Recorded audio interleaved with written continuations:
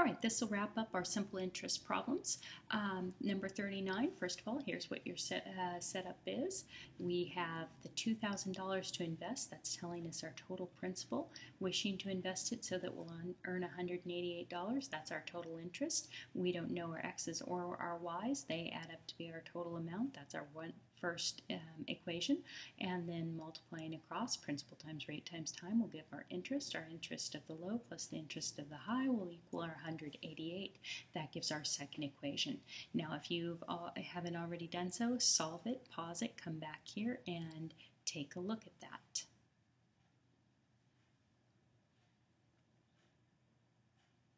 Okay, now here's the solution. So I did elimination on this by multiplying top equation by -8 and bottom equation by 100, and solving for y first, then solving for x, and making sure that we do write our solution as the following: $600 at 8% and $1,400 at 10%.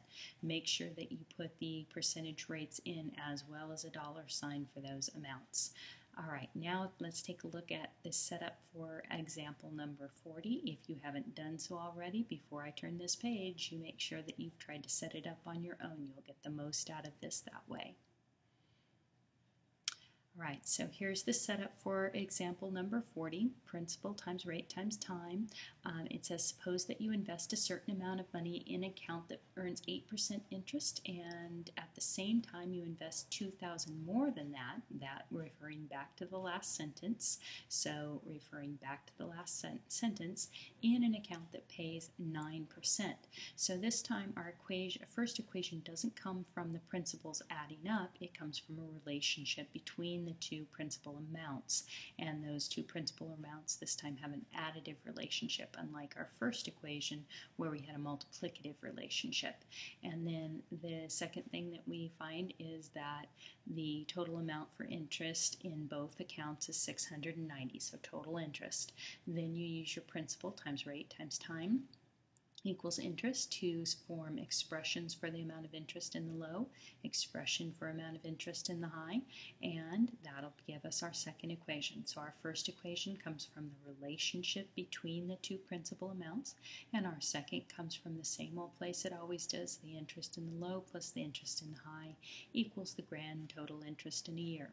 All right, if you haven't tried to solve this on your own, please do so before you before I turn this page, because that will give you the most benefit trying to do it on your own. All right, now here's the solution for this one.